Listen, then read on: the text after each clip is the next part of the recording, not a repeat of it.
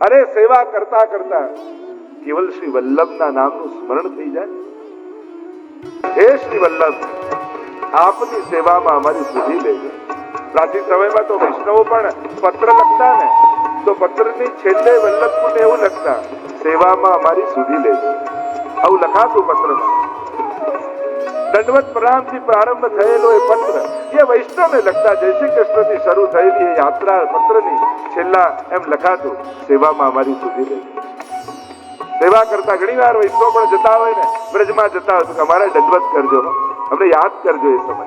અને એક વૈષ્ણવ જયારે ઠાકોરજી આગળ તમને યાદ કરે ને, તો એ ક્યારે પણ નકામું નથી જતું. અરે તમારા થકી કોઈને યાત્રા થઈ હોય ને, અને તમારા થકી કોઈ યાત્રામાં જાય અને એમ થાય કે આ યાત્રામાં લઈને આ, તો ઠાકોરજી એની આંખમાં તમને જુએ. કદાચ તમે ના જઈ શકો પણ કોઈને મોકલ્યા પણ હોય ને, તો એના થકી તમારા વંદન બધે પહોંચે. તમારા થકી કોઈ મહાપ્રસાદ લીધો હોય તો એ ઠાકોરજીની કૃપા પાત્ર. તમારા થકી કોઈ કથાનું પાન કરે, આ બહુ મોટું પુણ્ય છે, આ બહુ મોટી સેવા છે.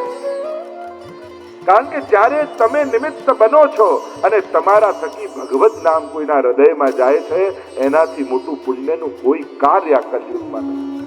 કારણ કે કેટલાના ઉદ્ધારના કારણ તમે બની જાઓ છો. આપણા થકી કોઈ એક ભૂખ્યાનું પેટ ભરાય તોય કેટલું મોટું પુણ્ય કહેવાય.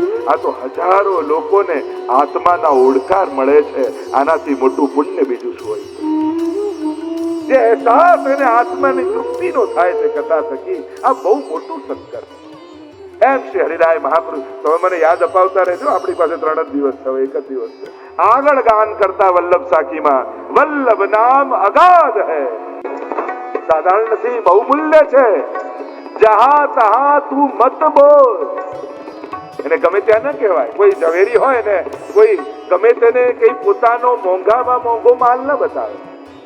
જયારે કોઈ એવો વિશેષ ગ્રાહક દેખાય ત્યારે હવે પેલો હાર કાઢવે એ આમને બતાવે, આમને લાયક.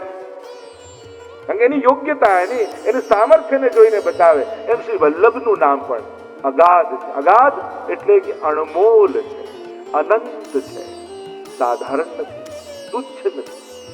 ગમે ત્યાં એને વેડફી નાખવા જેવું નથી. એટલે 41 પદમાં પણ કહ્યું ને, ભક્ત રાખત હી હાર કરકે. ભક્તો યમુનાજીના નામને કેવું રાખે? હી હાર, હારની જેમ રાખે. તમે કોઈ હીરાનો બહુ મોંઘો હાર પહેરીને કોઈની લગ્નમાં જાઓ અને લગ્નમાં ગયા હો ને પાર્કિંગ બહુ નજીક ન મળે, એટલે બહુ દૂર મળ્યું, કાર પાર્ક કરી અને નીકળ્યા, અને કેટલાક તત્વો સારા ઉભા નથી. તમને એમ લાગ્યું કે આ માણસોનું ટોળું જે 4-5 જણા ઉભા છે બરાબર નથી લાગતા, અને આટલો મોંઘો હાર પહેર્યો છે, અને ક્યાંક અજુગતું બની જાય, ઠીક નહીં. એટલે તમે શું કરો? હાર અંદર નાખી, ઘૂમટો માથે કાઢી એ રીતે ઓઢી લો કે હાર દેખાય. અને એ રીતે ઉતાવળે ચાલતા લગ્નમાં અંદર જતા રહ્યા. અને અંદર ગયા અને જ્યાં પોતાના સખીજનો સગાઓ દેખાયા, એટલે હાર એવો બહાર કાઢો કે દરેકને દેખાય. અને બધા પૂછે ક્યાંથી લાયા? બસ ભગવત નામ પણ એવું છે. જહાં તહાં તું મત બોલ, પર જબ હરિજન ગ્રાહક મિલે તા આગે તું ખોલ. જ્યાં એવું લાગે કે અહીંયા વલ્લભ નામની કિંમત નથી, આ શું વલ્લભના સ્વરૂપને સમજવાનો, એની આગળ વલ્લભને છુપાવીને શ્રીજીની વાત કરવી, શ્રી કૃષ્ણની વાત કરવી, શ્રીનાથજીની વાત કરવી. અને જ્યાં વલ્લભીઓ દેખાય, આયે મેરે નંદ નંદન કે પ્યારે, માલા તિલક મનોહર બાનો, ત્રિભુવન કે ઉજિયારે. અને એવા જયારે વલ્લભીઓ દેખાય તો ત્યાં આગે તું ખોલ. પછી તો દિલ ખોલી લે વલ્લભના ગુણગાન કરવા. વલ્લભની આવી કૃપા મારા પર છે, વલ્લભે આવો કૃપા મારા પર વરસાવી છે, ઠાકોરજી આમ મારા ઘરે પધરાવ્યા છે. પછી તો વલ્લભના ગુણગાન કરતા થાકવું. જેના પર વલ્લભની કૃપા હોય, પણ કોની આગળ કહેવાય કે જબ હરિજન ગ્રાહક બને. જ્યારે એવા ગ્રાહક મળે. એક ઝવેરીની દુકાન હતી. દીકરો મોટો થયો તો એને કહ્યું કે બાપુજી હવે હું દુકાને બેસું. ઠીક છે, કાલથી દુકાને આવીને બેસશે.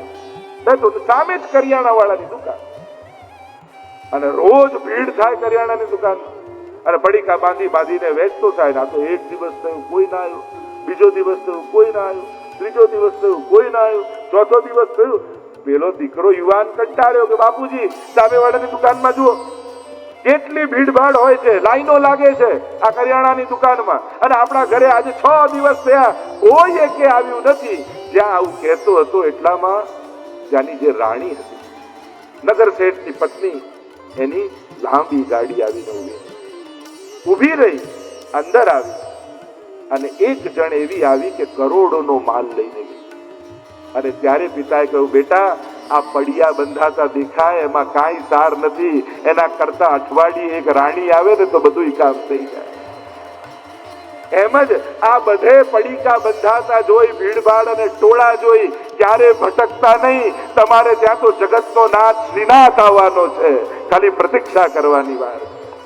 પણ લોકોએ પડીકાની ભીડ જુએ એટલે એમ લાગે અહીંયા ભીડ વધારે છે, અને ઘણાના તો ભીડ જોઈને ભાવ વધે. આજે તો બહુ આનંદ આવે, કે બહુ ભીડ હતી હો, નહીં તો ભીડ હતી એમાં આનંદ આવે. હા, વૈષ્ણવને વૈષ્ણવ જોઈને હરખ થાય એ ચોક્કસ વાત છે. મૂળ વાત એ છે તમારે ત્યાં તે ઠાકોરજીની સ્વામીજી મહાપ્રભુજીનો રથ આવીને રોકાવાનો છે, એટલે થોડી પ્રતીક્ષા કરજો.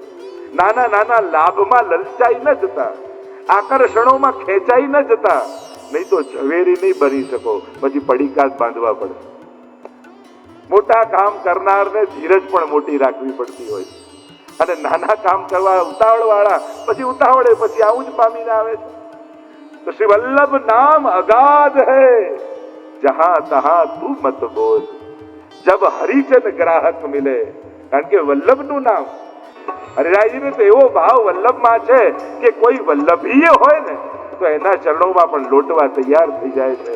એવો ભાવ શ્રી હરિરાયજીને વલ્લભ માટે છે. અને એટલા માટે શ્રી હરિરાય મહાપ્રભુજી આગળ ગાન કરતા, શ્રી હરિરાય મહાપ્રભુજીને એવી અનન્ય પ્રીતિ શ્રી વલ્લભના સ્વરૂપમાં છે. વલ્લભને છોડીને અન્યાશ્રય એ પણ સહન નથી થતો હરિરાયજી.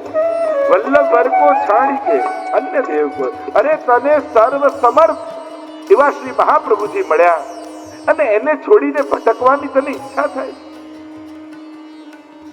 જો 3 તત્વો શાસ્ત્રોમાં એવા બતાવ્યા છે કે જે તત્વ મળે તો એની પાસે તમારે માંગવાનું ન હોય, એની નીચે એના સમીપ બેસીને જે વિચારો એ પૂરું થઈ જાય.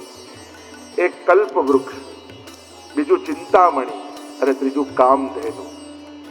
આ 3 તત્વો શાસ્ત્રોમાં ઋષિઓ પાસે અનેક જગ્યાએ એવા ઉલ્લેખો આવે છે કે આ 3 તત્વોમાંથી કોઈ એક તત્વનો પણ આશ્રય થાય તો સકલ મનોરથ સિદ્ધ થાય. વૈષ્ણવો તમારી પાસે તો 3 છે. શ્રી વલ્લભ કલ્પ દ્રુમ ફલ્યો, ફલ લાગ્યો વિઠ્ઠલેશ. શ્રી મહાપ્રભુજી રૂપી કલ્પ વૃક્ષ છે. શ્રી યમુનાજી ન જાતું યમયાતના ભવતિ તે પયપાનત. યમુનાજી રૂપી કામધેનુ તમારી પાસે છે, અને ત્યાં રત્ન ધાતુ ગિરિરાજે રે, ગિરિરાજ રૂપી ચિંતામણી તમારી પાસે છે. આ 3 માંથી એકની પાસે પણ ખાલી બેસી જશો. કલ્પ વૃક્ષ પાસે માંગવાની જરૂર નથી, બેસવાની જરૂર છે, અને બેસીને વિચારશો એ સકલ મનોરથો સિદ્ધ થઈ જશે. એટલે વૈષ્ણવે ભટકવાની જરૂર જ નથી. કારણ વલ્લભ અને શ્રીજીથી અધિક કોણ આપી દેવાનું.